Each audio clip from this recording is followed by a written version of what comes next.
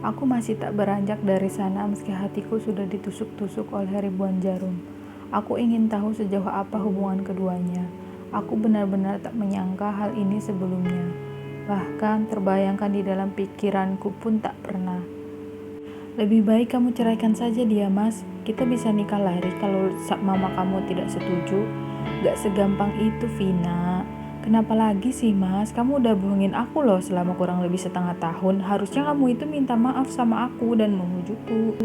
Suara Davina semakin meninggi, mungkin karena dia kecewa. Tapi dibandingkan dia, akulah yang lebih kecewa melihat suamiku sendiri memperlakukan wanita lain dengan begitu lembut. Bahkan kini tengah memeluk Davina untuk menenangkan wanita itu. Bahkan aku sendiri sebagai istrinya tak pernah dipeluk sama sekali. Kami hanya bersentuhan sebatas tangan saja, itu pun cuma terpaksa karena harus berpura-pura. Cairan bening keluar begitu saja dari mataku. Aku sudah tak tahan lagi untuk berada di sana.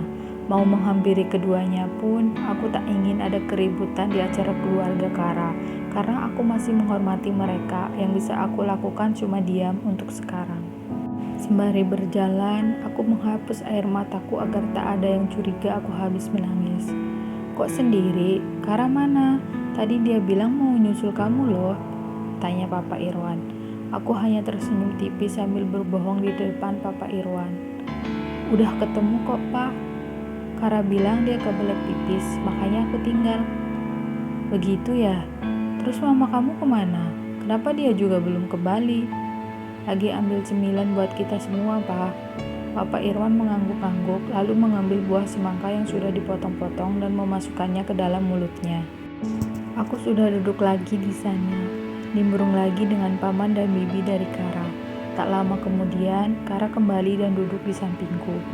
Sekitar 5 menit kemudian, Davina pun kembali juga dan duduk di samping Om Indra. Tatapan matanya padaku seolah mengisyaratkan kebencian. Mungkin kalau aku belum tahu kalau dia adalah orang yang dicintai suamiku, aku akan mengira Davina tidak suka mendapatkan sepupu ipar sepertiku yang terlihat kampungan. Tapi setelah tahu fakta yang sebenarnya, aku yakin Davina pasti cemburu, marah, dan kesal secara bersamaan. Mas Kara jahat banget, Om. Masa dia nikah gak ngasih tahu aku?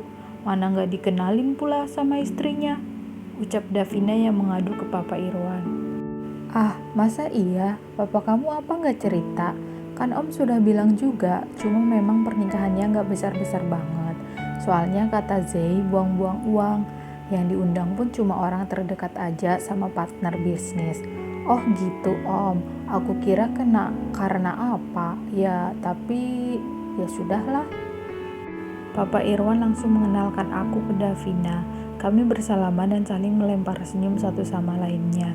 Aku harap kita akan dekat, Mbak. Kan sekarang aku juga sudah jadi sepupu ipar Mbak. Aku hanya tersenyum menjawabnya sambil berbicara di dalam hati. Dekat sebagai apa? Sebagai saingan? Atau sebagai keluarga? Kenapa aku merasa dia ini orangnya sangat pintar menyembunyikan wajahnya? Acara malam itu berlangsung dengan lancar dan penuh kebahagiaan, kecuali aku yang merasa sedih dan patah hati. Ketika waktu sudah menunjukkan pukul 11 malam, aku dan Kara pun berpamitan untuk pulang. Namun, tiba-tiba saja Davina ingin ikut dengan mobil kami. Untungnya, Mama Naila langsung mencegahnya dan membiarkan kami pulang berdua saja.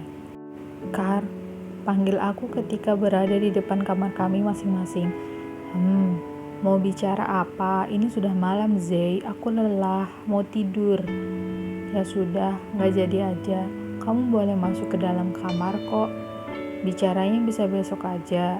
Aku memilih untuk tidak mengganggu waktu istirahat Kara, karena memang besoknya harus bangun pagi untuk bekerja. Tanpa mengucapkan kalimat apapun, Kara langsung membuka pintu kamarnya dan menutup pintunya. Aku tersenyum samar dengan mata yang sudah mendung. Ingin diucapkan selamat malam atau selamat tidur saja rasanya sulit sekali.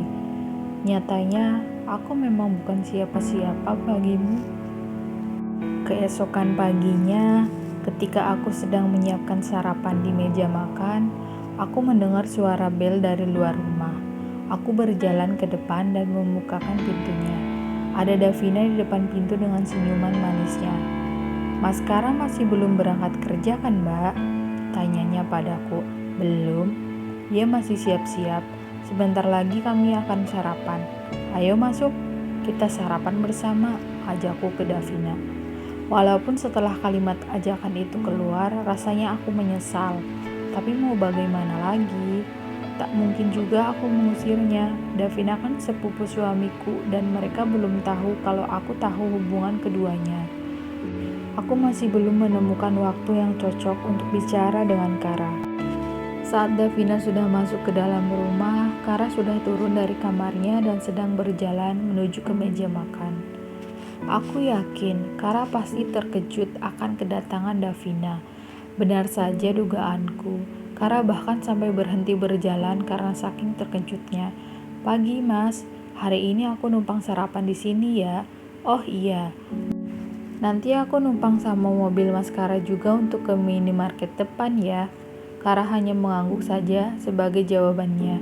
Davina tampak mendekat ke Kara. Kara berjalan mundur. Mungkin takut aku akan berpikir macam-macam. "Kamu ini gimana sih, Mas? Masa masang dasi aja nggak bisa?" ucap Davina yang menyentuh dasi Kara dan merapihkannya. Jelas-jelas aku melihat dasi yang dipasang Kara sangat rapih dan tidak miring sama sekali. Aku malah jadi tidak respek ke Davina yang terang-terangan ingin memperlihatkan hubungan keduanya.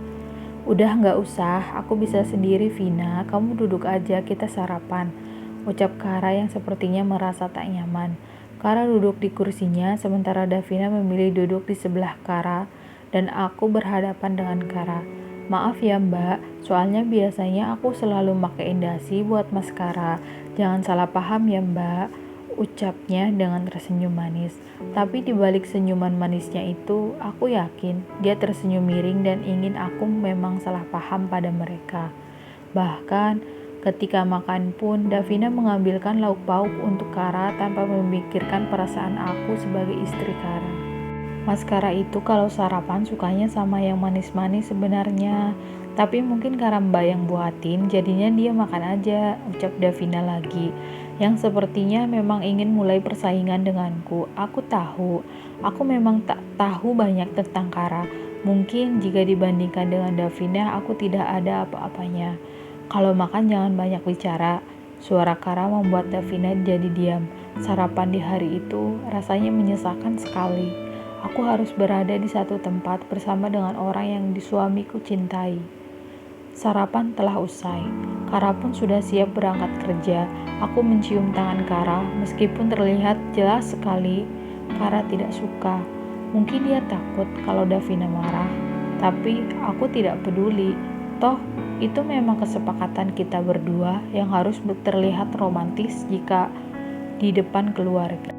Ketika sudah berada di luar rumah, aku melihat tangan Davina yang bergelanjut manja di tangan Kara. Sakit sekali rasanya. "Apa ini yang sebenarnya mau kamu tunjukkan padaku, Vina?" Aku langsung berpikiran begitu dan berpikir hal lainnya juga. Bahkan sampai memikirkan apa yang mereka lakukan ketika bersama.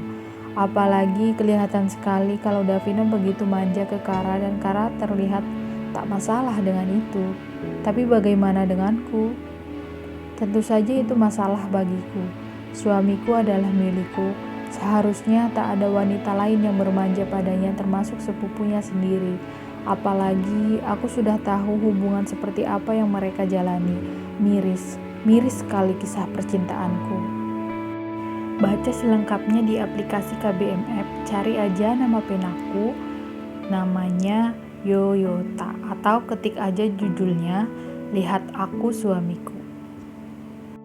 Kalau dari kalian banyak yang suka dan banyak komentarnya, nanti untuk bab selanjutnya aku akan coba pakai suaraku sendiri lagi.